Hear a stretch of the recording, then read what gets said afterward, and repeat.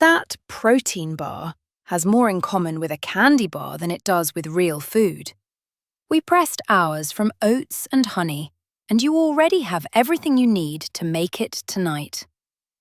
I remember standing in the snack aisle not long after I left my community, holding one of those little bars in my hand. It was wrapped in bright colours. Words like protein, energy, and natural covered the front, as though the wrapper itself could make the food healthier. Then I looked down at the shelf tag. About $1 for something I could finish before I reached the parking lot. I stood there longer than anyone probably thought was normal, because I wasn't really looking at the bar anymore. I was trying to understand how something so small had become so expensive. There is another number I want to come back to before we finish. Many people spend roughly $300 to $365 a year buying these bars one at a time. Most people never stop to add these little purchases together because they disappear one at a time. Stay with me, because what I make instead costs less than the loose change sitting in your car's cup holder. And it comes from a recipe that existed long before anyone wrapped food in shiny plastic. Back home, nobody packed a snack because advertising told us to. We packed food because chores lasted all day. Fields did not care whether you were hungry, and a simple meal had to carry you until the work was finished. We didn't read labels. We didn't need to. We made it ourselves. Looking back now, I think that may have been one of the greatest gifts we never realized we had. Tell me honestly, how often do you buy snack bars? Maybe they sit in your purse for busy mornings. Maybe you keep a few in the car because you never know when you'll be delayed. Maybe they go into your grandchild's lunchbox because the package promises protein instead of candy. And what do you usually pay for one? Do you even notice anymore? That is the strange thing about convenience. The purchases become so familiar that they stop feeling like purchases at all. $1 here, another $1 tomorrow, another box next week. None of them seem important until they quietly become a habit that follows you through the entire year. I have not bought a box of these snack bars since I left, and I don't plan to. Not because I believe every packaged food is automatically bad. Life is busy. Sometimes convenience has its place.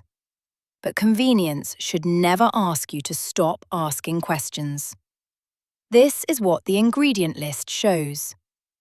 Many protein and granola snack bars list isolated soy protein among the first ingredients.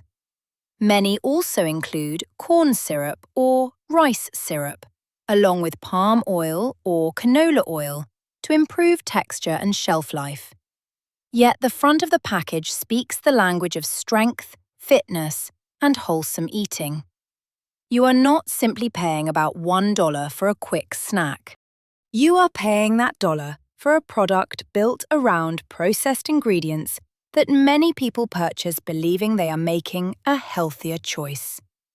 If you are trying to avoid unnecessary syrups or keep your meals from becoming sweeter than they first appear, that small purchase begins carrying a much larger cost than the price printed on the shelf.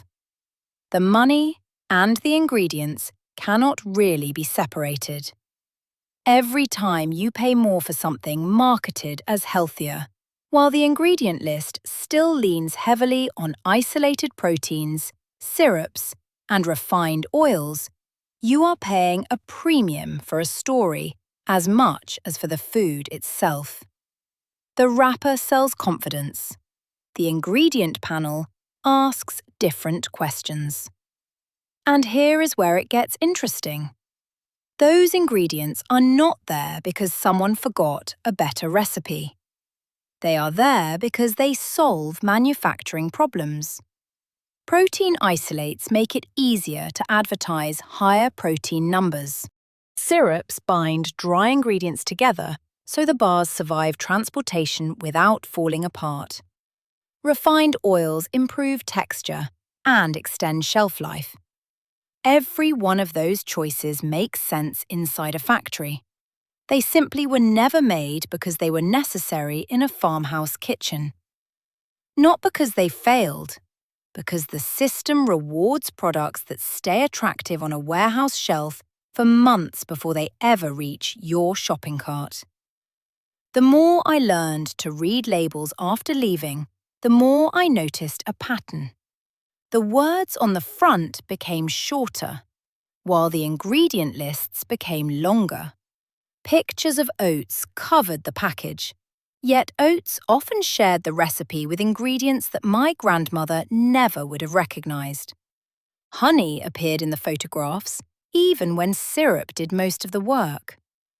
The package suggested simplicity. The ingredient list suggested engineering. Now, when I pick one up at the store, I hold the price sticker in one hand and the ingredient panel in the other. The wrapper feels cool and smooth against my fingers. It almost shines under the grocery lights. When I tear it open, there is that sharp crackle of plastic that echoes more loudly than it should. Then comes the smell. Sweet before I even take a bite. Almost like dessert trying very hard to introduce itself as breakfast. The texture tells another story. The bar bends without really breaking. It sticks lightly to my teeth. The sweetness lingers on my tongue long after the oats disappear. I keep thinking about the dollar I just spent, and about the ingredients working so hard to create that experience. That is what I mean when I say the price and the recipe belong in the same conversation. You are paying more, while often buying something built around shortcuts that make manufacturing easier, not necessarily simpler for the family eating it. I always turn the package over before I decide anything. The front tells me what the company hopes I will feel. The side tells me what I am actually holding. If you are the kind of person who reads the side of the wrapper before the front, you probably already know where this story is going. People who become curious about one ingredient usually become curious about many others. They begin asking why food changed in the first place. They begin noticing that the simplest recipes rarely need the loudest advertising. There is still another number waiting for us, and another question. How did something made from pantry staples become a specialty product worth about $1 every single time someone gets hungry? The answer begins more than a century ago. My grandmother never called these snack bars. To her, they were simply food. She learned the recipe from her mother, who learned it while working in a farmhouse kitchen where nearly every ingredient came from the pantry or the field. Long before anyone spoke about protein snacks, women were pressing oats together with honey because they needed food that travelled well, stayed satisfying, and wasted nothing. Nobody measured success by the amount of protein printed on a wrapper. Success meant everyone returned from the fields with enough energy to finish the day. The recipe itself was never treated like a family secret. Children watched it being made while standing on wooden stools beside the table. Older sisters corrected younger sisters. Mothers watched daughters repeat every movement until their hands remembered what their eyes had seen. That is how knowledge survived. Not inside books, inside kitchens. This recipe hasn't changed in well over 100 years. That is the point. It existed before protein isolates, before industrial syrups designed to imitate simpler ingredients, before shelves filled with individually wrapped snacks promising convenience for a premium price. When I make these today, I still hear my grandmother reminding me not to hurry. I pour rolled oats into a large bowl. I warm honey only enough for it to flow easily instead of forcing it. Then I stir in creamy nut butter with a small pinch of salt until everything becomes one mixture instead of separate ingredients. Finally, I press it firmly into a shallow pan and leave it alone long enough to settle before cutting it. That last step matters more than people think. I learned that the hard way. The first time I tried making them after leaving home, I wanted them finished immediately. I barely pressed the mixture into the pan before reaching for the knife. The bars crumbled apart into loose pieces across the cutting board. For a moment, I actually blamed my grandmother's recipe. Then I laughed. The recipe had survived more than a century. It was my impatience that lasted only a few minutes. Now I press them slowly, using the flat of my hand until the surface feels firm and even.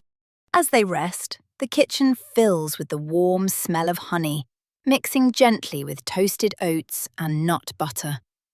When the knife finally slides through, there is a soft, satisfying sound as each square separates cleanly from the next. The edges stay neat. The center remains tender without falling apart. I never need to wonder what holds them together. I already know every ingredient by heart. Oats, honey, nut butter, salt. That is the whole thing. I also want to be honest with you about something. This homemade version is not perfect. It will not stay forgotten in the bottom of a backpack for months. It asks for a little planning instead of instant convenience. Good honey may cost more up front than people expect, even though it stretches across many batches. Depending on where you live, fresh ingredients may not always be easy to find at every store. Those are real trade-offs. I would rather admit them than pretend every homemade recipe solves every problem. Still, every time I cut another square from that pan, I think back to the wrapper that convinced me health could be printed across the front, while the real story waited quietly on the back.